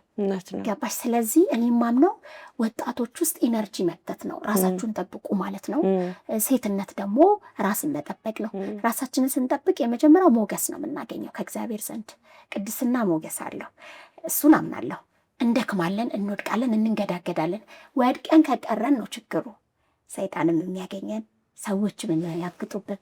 ነገር ግን እንደምንም ብለን መነሳት። ድካም አለ በክርስትና ውስጥ፣ በዓለም ያለ ነው። ሙሉ መንፈሳዊ አይደለንም። እንደዛም ኤክስፔክት መደረግ የለበትም። ምንሰራው ስራችን ራሱ ከዓለማዊነት ጋር ይገናኛል። ዓለማዊነት ስል ዓለም ላይ ያለ ነው እና ስንኖር የተለያዩ አይነት ሰዎችን ነው የምናገኘው በስራችን። በዚህ አጋጣሚ በእኔ ቤተ እምነት ውስጥ ያልሆኑ እጅግ በጣም ጥንካሬን፣ ብርታትን፣ ለስራ ያላቸው ክብር በጣም ነው የማደንቃቸው በዚህ አጋጣሚ። ምክንያቱም እንደ ወደ አማኙ ስንመጣ ማበረታታት የምፈልገው ስራ ውደዱ። ገንዘብ በእግዚአብሔር ስም ብቻ የምንቀበለው አይደለም፣ በላባችን የምናገኘው ነው። እግዚአብሔር የልጆቻችንን ስራ ይባርካልና በሰዎች ፊት የምናወራው ታሪክ ሊኖረን ይገባል። ስንሰራ ብዙ ገንዘብ አለኝ ሀብት አለኝ ትርጉም የለውም። እኔ አሁን መጥቼ ለወጣቶች እኔ እኮ ሀብታም ነኝ እኔ ገንዘብ አለኝ ብል እነሱ ላይኖራቸው ይችላል እኮ። የኔ ገንዘብ ለእኔ ነው። ነገር ግን ያሳለፍነው መንገድ እንደው ህይወትን በምን ስለዋሉ መሰለሽ? ቅድም አሁን ስንወጣ በደረጃ አይደለ ቁጥሩን አንናገርም። በደረጃ መውጣት የሚገርምሽ አንዳንድ ቤቶችን እያየሁ ነው የመጣሁት። የሆነ አንዳንድ ሱቆች አሉ፣ የሆኑ ቢሮዎች አሉ፣ ታሸገ የሚልም አለና ኤክስፔሪየንስ ነው ደረጃ። ቻሌንጅ ሎንግ የሚፈጅ ጊዜ የሚፈጅ በረከት ልምድ ነው፣ ብርታት ነው የሚሆነው። አንዴ ቡም ማለት ብቻውን ጠንካራ አያደርግም። በእርግጥ እድል ሊሆን ይችላል። ሰዎች በአጋጣሚ በአንድ ጊዜ ሊቀየሩ ይችላሉ። ማስተዋሉን ከሰጣቸው እግዚአብሔር ትልቅ እድል ነው እና ለወጣቶች በእግዚአብሔር ቤት ላሉ በሌላውም ለምኩል፣ ምክንያቱም ሶሻል ሚዲያን ብዙ ሰው ነው የሚመለከተው። ለሙስሊሙም ለኦርቶዶክስም በጣም ነው የምወዳቸው። አልጉዬ የኔ ፋሚሊ ግማሽ ኦርቶዶክስ ግማሽ ሙስሊም ነንና በጣም ነው የምወዳቸው በጣም ማለት ነው። እና ለእነሱም የምለው የመጀመሪያ ሰው በስራው ፈጣሪውን ከፈራ ጥሩ እድለኝነት ነው። ፈጣሪን መፍራት ፋራነት አይደለም፣ ኋላ መቅረት አይደለም፣ እግዚአብሔርን መፍራት። ምክንያቱም ጤና የሚሰጠን እግዚአብሔር ነው፣ ውበታችን እግዚአብሔር ነው፣ የስራ በር የሚከፍትልን እግዚአብሔር ነው፣ ሰው የሚሰጠን እግዚአብሔር ነው፣ የውጭ በር የሚከፍትልን እግዚአብሔር ነው። ሰዎች ምንም እንደው መንገድ ናቸው፣ እግዚአብሔር በእነሱ ነው የሚጠቀመው። ስለዚህ ወጣቶች እንደው ሴቶች በተለይ ራሳችሁን እየጠበቃችሁ ቀላል ሳትሆኑ ለሆነ ነገር ቀላል እንዳትሆኑ፣ የሆነ ሰው ለጊዜው እንዳይጠቀምባችሁ ከራሴ ላይፍ ነው የምላችሁ። እግዚአብሔር በዚህ ውድቀት ውስጥ እንዳታልፉ ይርዳችሁ። ምክንያቱም ስብራት ስለሆነ አካል ላይ የሚደርስ ነገር ስብራት ነው። ይሄ ቻሌንጅ የምንለው አንዳንድ ቻሌንጅ የሚረሳል ግን በሴትነትሽ የሚመጣ ቻሌንጅ ግን ስብራት ስላለው ከብዙ እህቶችም ስለምሰማ በእንደዛ አይነት ውስጥ እንዳያልፉ እግዚአብሔር ይርዳቸው። እነሱን ደግሞ ራሳቸውን ይጠብቁ እላለሁኝ። እንደው ቻሌንጅ ብዙ ማውራት አልፈልግም። ለምን እንቅድም እንዳልኩሽ ነው የሚያነቃቃቸው የሚያበረታታቸው ላይፌን ነው ሼር ላረጋቸው የምፈልገው። በቃ ጌታን ውደዱ። ኢትስ አሜዚንግ። ምክንያቱም የሰራሻቸው ስራዎች በጣም ብዙ ናቸው። ላንቺ ወድቆ መነሳት፣ ላንቺ አቶ ማግኘት፣ ላንቺ አይ ቲንክ ሳየው ገንዘብ አይደለም አላማው፣ እሱ አይደለም። ፐርፐዝሽን ሰርቭ ማድረግ ነው። በየገባሽበት ሁሉ እንዳልሽው የህይወትሽ ጀርኒ ከኋላሽ ብዙ የሚነገር ታሪክ አለ፣ ብዙ የእግዚአብሔር ስራዎች አሉና አም ሶ ፕራውድ ኦፍ ዩ። በጣም ከልቤ በጣም። ወደ ቡናችን ስንመለስ እንግዲህ ስለ ቡና ሰው ኖርማል ሰው የማያውቀው ነገር ምንድን ነው? በቃ ሰው የማያውቀው ግን አንቺ የምታውቂው ኦር ላይክ በቃ ይሄ እኮ ቅድም እያልሽ ነበር ስላቆላሉ ስለተለያየ ነገር እና ቡና ማንኛውም ሰው የማያውቀው የሚጠጣው ሰው የማያውቀው ግን ጥሩ ነገር ስለ ቡና ኦር ኖሌጅ የሚሆንን ነገር ያው ብዙ ሰው ቡናን ለማነቃቃት ነው የሚጠቀመው፣ ሲፈዝ ለመጠጣት። የመጀመሪያው ለእኔ እንጀራዬ ነው። በጣም ጀበናን በጣም በፍቅር ወዳለሁ። ለምን መሰለሽ ቡናንና ጀበናን ይዤ ንጉሶች ፊት ቆምኩ። የማይገባ ቦታ አስገባኝና ለእኔ በጣም ነው ትልቅ ቦታ ያለው። እኔም ከኔ ጋር ሰው ስራ ሊሰራ ሄዶ ከቤተሰብ አካልም ሊሆን ይችላል ጓደኛ የንጋት ምልክት ለቡና ስራው ካሳየ ደሞዝ ይቀነሳል። እውነት ኮስተር ላለ በአንቺ ዘንድ በጣም ብዙ የከበረ ነው። በጣም ያለው ቤት ራሱ ፏፏፏ አድርጌ ነው ቡና ማፈላው። የኔ ቡና እንደው በመንፈሳዊ አማርኛ አኖይንቲንግ ነው። ለምን እንደዛ እንደምል ታውቂያለሽ? አንደኛ ንጹህ ቡና ነው የምጠቀመው። እኔ ምንም የተቀላቀለ ነገር አልጠቀምም። በጥንቃቄ ነው ማፈላው። ቡናን እንደው በምን ትገልጫሽ? እኔ ከዳይመንድ ይበልጣል። ለምን መሰለሽ? ዳይመንድ የምናጌጥበት ነው፣ ከላይ ያለ ነገር ነው። ቡና ግን ወደ ውስጥ የሚገባ ነው። ወደ ውስጣችን የሚገባ ነገር ጥንቃቄም ይፈልጋል። ስለዚህ በምን ያህል ኢትዮጵያ ገንዘብ እንደምታገኝበት ብዙ ሰው አያውቅም። አሁን በቅርቡ መሪያችን ዶክተር አብይ ለቡና የሰጡት ቦታ እኔን ያስገርመኛል። አንድ እንግዳ ሲመጣ ገና ከኤርፖርት ቡና ነው የሚፈላለት። ይሄ ለእኔ የልፋቴ ውጤት ይመስለኛል። እኔ ብቻ አይደለሁም፣ በቡና ላይ ላሉ ሴቶች፣ ለሚሰሩ ሰዎች፣ በፍቅር ለሚሰሩት በቃ ስታይ አሁን እንግዳ ሲመጣ አይተሽ ከሆነ ትላልቅ እንግዶች ሲመጡ ቡና ነው። ድሮ እንደዛ አልነበረም። አያሽ ስራው ምን ያህል እንዳደገ፣ ቡና ምን ያህል ኳሊቲ እንደሆነ። ቡና ኢትዮጵያ ውስጥ ስለማናውቀው ነው እንጂ ያላዩ ሰዎች ስላሉ በጣም ውድ ውድ ቡናዎች አሉ። አዘገጃጀቱ በጣም በጥንቃቄ ነው። ሽቶ አይፈልግም። ቡና ሲዘጋጅ ማምረቻ ቦታ ብትሄጂ ሽቶ፣ ሎሽን፣ ስሞክ ማድረግ፣ ብረሽ አድርገሽ የተለያዩ ነገሮች ተደርጎ ወደ ቡና ወይም ወደ ካፒንግ ቦታ አይገባም። በንጽህና ነው። ካፒንግ ኮርስ ወስጃለሁ እና በንጽህና የሚዘጋጃለ። ዲፌክቶቹ ይለያሉ። የቡና የሚጣሉ አሉ፣ ማያድፉ አሉ። ለመላክ ራሱ ብዙ ስቴፕ አልፎ ነው ቡና ወደ ውጭ የሚላከው። በጣም በጥንቃቄ ከገበሬዎቹ ጀምሮ ከምርት አመጣጡ ቡና በጣም ትልቅ ቢዝነስ ነው። በዛ ላይ በትንሽ ብር የሚሰራ አይደለም። ብዙ ሰው ኤክስፖርት እያረኩ ይመስለዋል። የውጭ ዜጎች ስለሚገዙኝ ኤክስፖርት ማድረግ እስከ 20 ሚሊዮን ብር ካፒታል ይጠይቃል እና በትልቅ ኢንቨስትመንት የሚሰራ ፋብሪካው አካባቢ ላይ ሌላ አይነት ለምሳሌ የሳሙና ምርቶች ምናምን ዙሪያው ላይ አለመኖሩ ተጠንቶ ነው የጤና ቢሮ ወይም ቡናና ሻይ የሚያጸድቅልሽ። ቡና ቢዝነስ በቀላሉ ይሄ ኤክስፖርቱ በቀላሉ የሚገባ አይደለም። ስለዚህ እኛም ስንጠጣው ለኤክስፖርቱ እንዲህ ከተጨነቅን ለምን ዶላር ስለሚያመጣ አይደል? እኛም ኢትዮጵያ ውስጥ ያለን ማህበረሰቦች ስንጠቀም ቡና ባሪፍ ንጹህ ነገርን ብንጠቀም መልካም ነው። ስንገዛ መርጠን ብንገዛ ውስጣችን ነው የሚገባው። እና ቡና ግለጭ ካልሽ ከዳይመንድ በላይ ነው ለፈርዲ። ለሀገራችን ከድሮ ጀምሮ የኢኮኖሚ ዋልታ ቡና በሬዲዮ በደንብ ይከፈት ነበረ። ልጆች ሆነን እንሰማ ነበር። ቡና ትልቅ ገቢ ነው። እኔ ቡና በጣም ነው የምወደው መጠጣት። ጠዋት ስነሳ በጣም እንዴት ደስ እንደሚል ደግሞ ትራዲሽን እናስበሻል። እጣኑ ተጭስ ምናምን የቡናው ድምፅ ራሱ ምናምን ደስ ይላል በጣም። ኢትዮጵያ ውስጥ የይርጋ ጨፌ ቡና አለ። በጣም ብዙ አይነት ቡናዎች አሉ። ካፌ ሰርቻለሁ። እንትን ነበርኩኝ፣ ባሬስታ ነበርኩኝ የሆነ ካፌ እና ስለ ቡና አስተምረውሽ ነው መጀመሪያ ቡና የምትሰሪው እና ሁለት ቡና አይነት ብቻ ነው ማቀው፣ ሮቦስታ እና አረቢካ። አረቢካ የኢትዮጵያ ብቻ ይመስለኝ፣ ኢትዮጵያ ውስጥ ብቻ የሚገኝ ይመስለኛል። ሌላ ብኩ ኢትዮጵያ ውስጥ ግን የይርጋ ጨፌ ያለ የምን አለ የተለያየ ነው። እና ቡና ስንት አይነት ቡና አለ ኢትዮጵያ ውስጥ አንቺ የምታውቂው? ኖርማል እንኳን ስልጠና ስንወስድ ከ10 በላይ ኦሪጂኖች ተብለው ማለት ነው። ኦሪጂን መለየት አለብሽ። ለምሳሌ ስትቀምሺ ይሄ ከይርጋ ጨፌ ነው፣ ይሄ ከሲዳማ ነው። አንቁጭ ብለን እንኳን ብንቆጥር ኦሮሚያ ላይ በጣም ብዙ አለ። ሲዳማ ደግሞ አለ፣ ይርጋ ጨፌ አለ፣ ከፋ እያልሽ ጅማ የቦንጋ አለ፣ የተለያየ። የሚገርምሽ እነዚህ ለኤክስፖርት የሚዘጋጁ የባሌ አለ፣ የወለጋ አለ እያለ ይሄዳል። ጣዕሙ ይለያል የሁሉ ፍሌቨራቸው። እንደው ቡና አንዳንዴ ሲገለጽ ስፓይሲ ነው፣ ፍሩቲ ነው ይባላል እና የራሱ ስንቀምሰው ራሱ አሲዲኩን መለየት አለብሽ ስትቀምሺው፣ ፍሌቨሩ እንደዛ አለው። ቡና በጣም ጥልቅ ነው እውነት ስነግርሽ። እና አንዳንዴ ደግሞ ለምሳሌ ደቡብ ክልል ውስጥ ሆኖ ወደ ገጠራማ ውስጥ ወላይታ ውስጥም አለ ቡና። ወደ አርባ ምንጭ ብትሄጂ፣ ወደ ደራሼን ብትሄጂ፣ ወደዛ ክልሎች ሁሉ አማራ ክልል ውስጥ ሊኖር ይችላል ቡና ቡና አለ። ስለዚህ ኤክስፖርት ስለማይደረግ ስለማይወራለት ነው እንጂ ኢትዮጵያ ውስጥ የተለያየ አይነት ቡና ነው ያለው። ወደ 17 ከዛ በላይ ሊሆን ይችላል በቁጥር። አሁን እዚህ ጋር አላስቀምጠውም፣ ለምን ቁጥሩን በትክክል እንትን ማድረግ አልችልም። ግን እኛ እንኳን ኦሪጅን ላይ ከ10 በላይ ነው። የትኛው ነው ቤስት ቡና?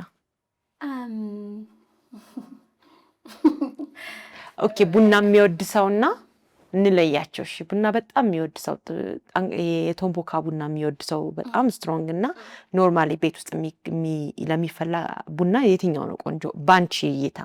ሁለቱም የተለያየ ነው። ለማሽን የምትጠቀሚውና ለጀበና መጠኑ አሁን ጀበና ላይ በጣም ስትሮንግ አድርገሽ አይደለም፣ ትራዲሽኑን የጠበቀው ነው አፈጫጩ ማለት። አዎ እሱ ይለያል፣ የማሽን ደግሞ ይለያል። ነገር ግን እንደ ደረጃ ላስቀምጥልሽና ይርጋ ጨፌ፣ ሲዳማ፣ ጉጂ፣ የከፋ ደግሞ የቡና መገኛ ናት። እጅግ በጣም የምታምር ሀገር ናት።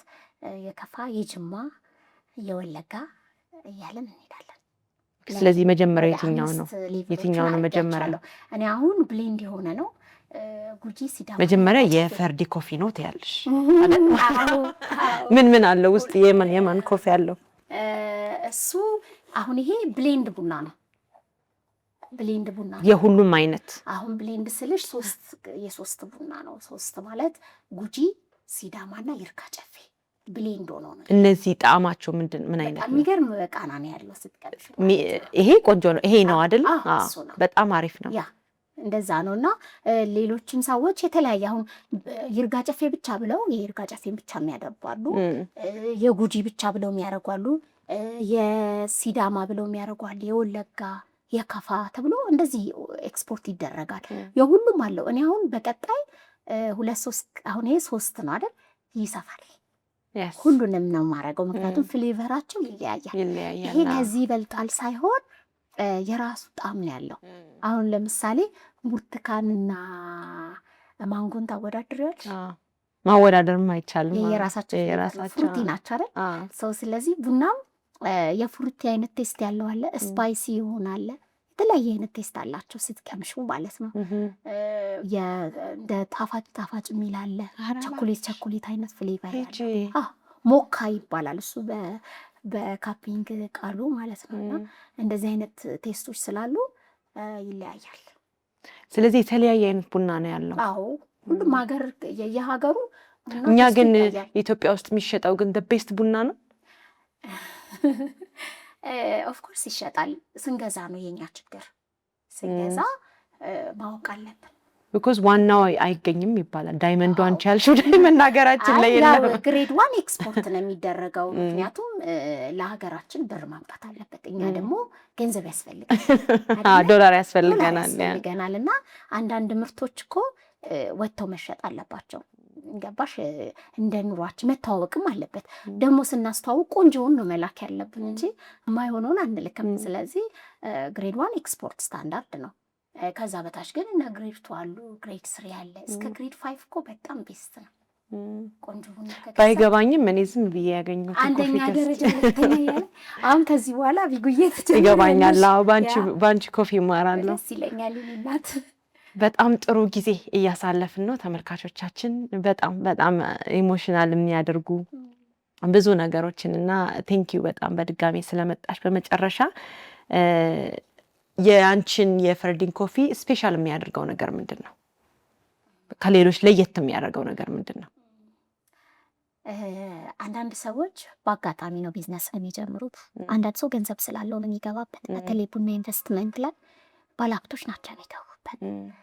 እኔ ለየት የሚያደርገኝ ከታችን የጀመርኩት ከማፍላት በሲስተሙ አልፌበታለሁ እና እኔ ለየት እላለሁ ብዬ ነው ማለት ነው። እንደኔ ያሉ ሴቶችም እኔ ብቻ አይደለሁም፣ ኢትዮጵያ ውስጥ ብዙ ሴቶች ይኖራሉ።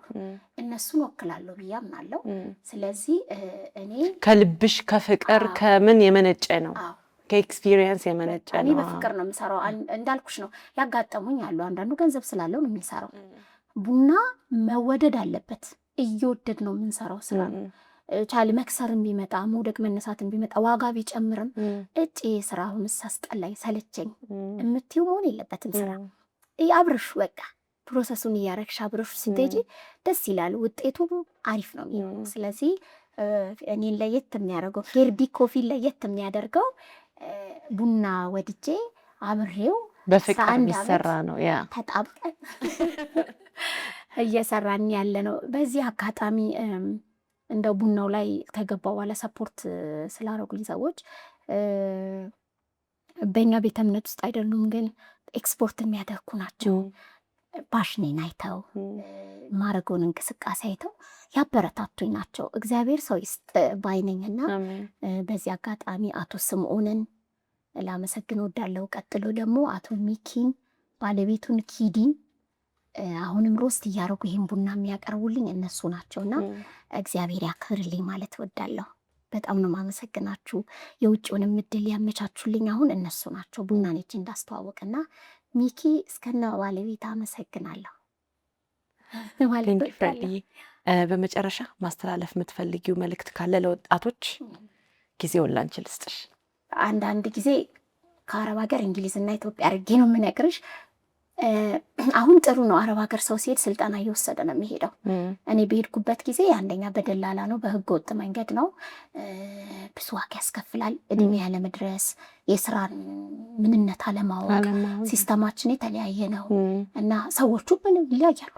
አረብና ኢትዮጵያ አንድ አይደለም፣ እንግሊዛዊና ኢትዮጵያ አንድ አይደለም። ካልቸሩ፣ ካራክተሩ፣ የሚበላው ምግብ፣ የቤት አያያዙ፣ አለባበሱ በጣም ይለያያል እና ሰዎች መጀመሪያ ቅድሚያ በቂ እውቀት ኖሯቸው መሄድ አለባቸው። ጥሩ ነው መንግስት ስልጠና እየሰጠ ነው የሚልካቸው። የመጀመሪያው አረብ ሀገር እህቶቼ ስትሄዱ ብዙ መተኛት የለም፣ ብዙ ቤት ማጽዳት አለ፣ ብዙ ልብስ መተኮስ አለ፣ ሌሊት መነሳት ነው ያለው፣ ልጆች አሏቸው። ስለዚህ ለዛ አይምሯችሁን አዘጋጁና ጠንከር ብላችሁ ሶሻል ሚዲያ ላይ በሌላ ነገር ከምታሳልፉ ማሽኖችን፣ ማጽጃ ማሽኖችን ብታውቁ፣ ልብስ አስተጣጠብ ብታውቁ፣ አተኳኮስ ብታውቁ እዛ ስትሄዱ ግራ አትጋቡ። ሽንት ቤት አጠቃቀም ማያውቅ አለ ከገጠር ሲሄዱ። ስለዚህ ይሄ ወሳኝ። ሁለተኛ ገንዘቡ በቀላል አይገኝም፣ በብዙ ልፋት ነው የሚገኘው። እኔ በደንብ ስለቃ እኔ ለ1200 ብር ደሞዝ ነው ከዚህ ሀገር ሄድኩት የዛኔ ዱባይ እና በደንብ አድርጌ ኤጀንሲ ውስጥ ተርቤ ያለው። ደላሎች በጣም ክፉ ናቸው፣ እግዚአብሔርን አይፈሩም፣ ገንዘብ ብቻ ነው የሚፈልጉት። ስለዚህ እንደ ኢትዮጵያዊ መተዛዘን ሊኖርብን ይገባል። በውጭ ያላችሁ ደላሎች ለወጣት ሴቶች በተለይ ሴቶችን አትጉዷቸው፣ እዘኑላቸው። ሊሰሩ ከቤተሰቦቻቸው የተለያየ ነገር አሽጠው ነው የሚሄዱት ገንዘብ ሊያገኙ፣ ቤተሰብ ሊረዱ። ይሄ ያለና ራሳችሁን ጠብቁ፣ አትታለሉ። ከሄዳችሁ ደግሞ በደንብ አላማ ኖሯችሁ በደንብ ለመስራት። አየሩ ሙቀት ሊሆን ይችላል፣ ዱባይ ስትሄዱ ሰዎቹ ኃይለኛ ሊሆኑ ይችላሉ፣ ቋንቋው አለ። ስለዚህ ቅድመ ዝግጅት አድርጋችሁ ከሀገር ውጡ። ይህን ማለት ፈልጋለሁ። ለምትማሩ ወጣቶች በትምህርታችሁ ግፉ። ስኬት የተለያየ ዘርፍ አለው። እኔ በቡና ከሆነ የእናንተ በሌላ ሊሆን ይችላል። ስለዚህ ያንን ነገር አጥብቃችሁ ያዙ። ወደ ቢዝነስ መግባት የምትፈልጉ በተለይ እኔ ባለሁበት ዘርፍ ደግሞ በጣም አሁን ሶሻል ሚዲያ ላይ ብዙ ነገር አለ፣ ማየት ይችላሉ። ከፈለጋችሁ ደግሞ እኔንም ማማከር ትችላላችሁ። ያለፍኩትን ጎዳና ሼር አደርጋችኋለሁ። ስለ ስራው በቂ እውቀት ኖሯቸው ቢገቡ ቶሎ ስኬታማ የመሆን እኔ በሄድኩበት መንገድ መሄድ የለባቸው እሱ ነው። ሌላ እንደው እንግሊዝ ላይ ላሉ ወጣቶች እንደው ማለት የምፈልገው አዲስ ለሄዱት የቆዩት እንኳን ሲስተሙን ያውቁታል። አዲስ ለሚሄዱት የሄዳችሁበት ዓላማ እንግሊዝ ናችሁ ለመባል አይደለም፣ ሰርቶ ለመለወጥ ነው። የመጀመሪያው ድምፆችን ነው። አሁን ቅድም ስለሽ ነበር ከውጭ የሚሰሙ ድምፆችን ብዙ አለመቀበል። ጥሩ ነገሮች እንዳሉ ሁሉ አንዳንድ ምክሮች ያቆማሉ፣ ፈቀቅ አያረጉም እና ልትሰሩን ሄዳችሁት ስለ ቋንቋ አትጨነቁ። ቅድም አቢጉዬ እንግሊዞች አይን አይተው ይገባቸዋል ብላለች። እንደኛ አይደሉም እና ያገኛችሁትን ስራ ስሩ። ምክንያቱም አላማችሁ ከሀገር የወጣችሁበት ገንዘብ ሜክ ለማድረግ ነው። እግዚአብሔር ደግሞ በስደት ዓለም ሰው ይስጣችሁ። ሰው ሲሰጥ ትልቅ ነገር ነው። መንገዱን ያሳያችኋል። ትሬን አያያዙ፣ ባስ አያያዙ፣ ብዙ ነገሩ ሲስተሙን ይለያያል እዛ ሀገር እና በርቱ። ስራ ደግሞ አትናቁ የተገኘው ምክንያቱም ቀን እስኪያልፍ ይባላል እና ስራ የሚያዋርድ ተግባር አይደለም። መስራት ያስከብራል። በእንደዛ ሆናችሁ ራሳችሁን ከሱስ ጠብቃችሁ እግዚአብሔርንም እየፈራችሁ ቤተሰቦቻችሁ እናንተ እንዳላችሁላችሁ አምናችሁ ለሄዳችሁበት ዓላማ ዋጋ ለመክፈል ራሳችሁን አዘጋጁ። ላለው ሁላችሁንም በጣም ነው የምወዳችሁ። በስራ በኩል ለምታበረታቱኝ በተለያየ ዘርፍ ላላችሁ በጣም ብዙ ሰው ነው ልጠራ ብል አይበቃኝም ጊዜ አቢጉዬና በጣም ብዙ ሰው ነው ይረዳኝ። ስራ እየደወሉ የሚያገናኙኝ የሚጠሩኝ በጣም ወዳጆች አሉኝ። ሁላችሁም ይገባችኋል። ከልብ አመሰግናችኋለሁ። ቤተሰቦቼ የምታበረታቱኝ በጣም አመሰግናለሁ። እህቴ አልባሼ ናት ለንደን ያለችው እህቴ በጣም ትዘንጫለሽ ይሉኛል እና እሱ እየላከችልኝ ነው እና እግዚአብሔር እድሜ ጤና ይስጥሽ ከነ ልጆች ልልሽ ወዳለው። ሶፊያ ትባላለች። ወንድሞቼን እናቴ ዛፈራ እንድሪስ ትባላለች። አባቴ አርቲስት ኩሲያ ይባላል። እህቶች አሉኝ ጌታን የሚወዱ የሚያገለግሉ። እነሱንም ሁላችሁንም ጓደኞቼ በክፉ ቀን ከጎኔ የነበራችሁ እግዚአብሔር ይባርካችሁ። አቢጉዬ ደግሞ ከነ ሙሉ ክሩ እና አቢጉዬ ሁላችሁንም እግዚአብሔር ያክብራችሁ። በጣም ነው የማመሰግነው። ተባረኩ። ቴንክ ዩ። ኔክስት ታይም ስንገናኝ ፈርዲ ኮፊ የት ነው ምንድን ነው የሚሆነው? አንድ ግን ያላልኩሽ ኮፊ ብቻ አይደለም ቲ አለ። ፌርዲ ቲ ዛሬ ስላልደረሰልኝ አላመጣሁልሽ። እንደነገርኩሽ ማታ ትራቭል አደርጋለሁ እና ለዛ ሬዲ አልሆነልኝም እና እልክልሻለሁ ለንደን። እዚህ ላሉትም ክሩ ቃል እገባለሁ ሻይ ቅጠሉን ይቀምሳሉ ማለት ነው። ቡና በሻይ ቅጠል አሁን አልነግርሽም። አንተ ነግረኝም። ኦኬ አዎ አሁንሽ ነው አይዲያሽ። እና ሻይ ቅጠል ራሱ አለ። የተለያዩ ፍሌቨሮች አሉ። ለጤና የሚሆኑ አሉን። እነሱ ምርቶች በቅርብ ቀን ኦልሬዲ ፕሮሞሽን እየተሰራ ነው። ቡናም ደግሞ በደረጃ ነው የማደርገው ለባለ ሱቆች፣ ለዝቅተኛው ማህበረሰብ የሚሆኑ ዋጋ ፎርድ ሊያደርጉት የሚችሉት ዋጋ፣ ለካፌዎች፣ ከዛ ደግሞ ለኤክስፖርት ውጭ ይዞ ለሚሄዱ እያደረግን በ3 አይነት መልኩ ቡናን በደረጃ አዘጋጃለሁ። ሻይ ቅጠሎች አሉ። ስልጠና ይኖረናል። ኢቨንቶች ደግሞ ይኖሩናል። ቀጣይ ወጣቶችን ማንበረታታት መምከር ከላይፋችን አንዳንዴ ልብሳችን ብዙ ነገር ይሸፍናል እና ውስጣችን ያለው እግዚአብሔር የሰጠንን ነገር ለሰዎች ሼር ማድረግ አለብን እና በስልጠና መልኩ እናስባለን። አቢጉዬ አሜዚንግ። ፈርዲ ኮፊ የት ይገኛል? ፌርዲ ኮፊ አሁን ቢሮአችን ቦሌ ብራስካ ነው። ከአባት እንግዳ ማረፊያ አጠገብ 4ኛ ፎቅ ላይ እንገኛለን። ከዛ ውጭ በየሱፐር ማርኬቱ ይገኛል። ይፈልጋል። ዴሊቨርን ደግሞ እናደርጋለን። ለሰርግ፣ ለመልስ፣ ለሽምግልና ኤኒ ኢቨንት ሲኖራቸው ደረጃውን የጠበቀ ከዲኮር ጋር ቡና ስልክ እንተዋለን ከታች። በጣም የሚያምር ሴሬሞኒ ነው የምትሰሪው አይደል? በደንብ የተደራጀ ነው። ቡና እንዲህ አነስ አይደለም። ትልቅ ነው በጣም 400 ሲኒ ሁላ ይኖረናል በደረጃ እና ትላልቅ እንግዶችንም እንቀበላለን። ኢቨንት ኦርጋናይዝ እናደርጋለን። አሁን በደንብ በዚህ አጋጣሚ የረሳሁት ፓርትነር አለኝ። ወይኔ ስሙን አልጠራውም። ሸገርም ስጀምር እሱ ነበር 10,000 ብር የሰጠኝ። አይገርምሽም? አሁን ካሊፎርኒያ ነው የሚኖረው።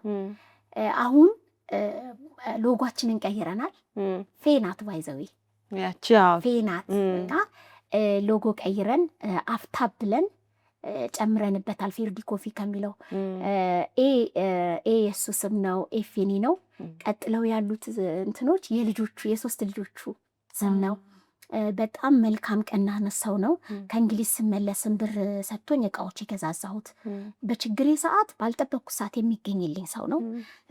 አለማየሁ ይባላል። እስከነ ባለቤቱ በጣም ላመሰግን ወዳለው ፓርትነሪ ነው። አሁን ደግሞ በጣም ደስ ብሎኛል ፓርትነሪ ስለሆን ኤክስፖርት ከሱ ጋር ደግሞ ቀጣይ እንጀምራለን እና አሁን የሚገርምሽ ሙሉ ይሄ የቢሮ ሴታፔን ምናምን እግዚአብሔር ሰው ያዘጋጅልኝ በጣም እሱ ነው። በቃ ካፒንግ አስተምሮኝ በቃ ይገባሻል ብሎ እና ከኔ ጋር አብሮ ለመስራት ስላመነኝ ብዙ ሰው ጥሎሽ ነው የሚሄደው ወይ ደግሞ ከአንቺ ሀሳብ ይዘው ለሚሄደው እሱ ግን ያንቺ እኮ ነው ባመንሽበት አርጊው እንዲሁ በቃ እኔን ፑሽ ያደርገኛል እና በቃ አለማየሁን ከልብ አሌክስን ከልብ ነው ማመሰግን። እግዚአብሔር እድሜ ጤና ይስጥ። እስከ ቤተሰብ ባለቤትም ልጆችንም እግዚአብሔር ያክብር። አሜን አሜን ብዬለታለሁ ይላል። አይ ነው አም ሶ ፕራውድ ኦፍ ዩ። በጣም ነው ምኮራብሽ ፈርዲዬ። አይ ኖ የሆነ ነገር እንዳለ because ከብዙ ጊዜ በኋላ ነው ያስታወስኩሽ እና በቃ እሷ መሆን አለባት። ምን እንደሆነ አልገባኝም ነበር፣ አሁን ገባኝ ለምን እንደሆነ። ሶ ፕራውድ ኦፍ ዩ። ከዚህ በኋላ ኔክስት ታይም ስንገናኝ በሌላ ታሪክ እንዳልሽው ሀብት ገንዘብ አይደለም። ሀብት የገንዘብ የማግኘት ጀርኒው ሰውን መጥቀም፣ ለሰዎች ደስታ መሆን፣ የሚተሰጠሽን ነገር ደግሞ በደስታና በፍቅር ለሰዎች መስጠት ነውና ካንቺ ይሄን አይቻለሁ። በብዙ በረከት በብዙ መስፋት ደግሞ ድጋሜ እንገናኛለን።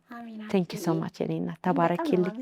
ቴንክ ዩ እኔም በጣም ፎሎ አድርጉ ፔጇን ዩቱቧን ተከታተሉ። ምክንያቱም እንደዚህ ወጣቶችን ኢንከሬጅ የሚያደርግ አማኞች በተለይ አገልግሎት ላይ ብቻ ያለን ሰው ነው ኢንተርቪው የሚያደርጉት አይደል? እና ህይወት አገልግሎታችን ስራም አገልግሎት ነው። ስለዚህ በእንደዚህ አይነት ስራ ላይ ያሉ በተለያየ አሁን ካሜራማኖቻችን ትልቅ አገልግሎት እኮ ነው። በጣም እነሱን ኢንከሬጅ ማድረግ ይፈልጋል። በጣም እንደዚህ ኢንተርቪው የሚያደርጉ የተለያየ መስክ ላይ የተሰማሩትን አማኞች ኢንከሬጅ አድርጉ እላለሁ። ቴንክ ዩ በጣም አመሰግናለሁ።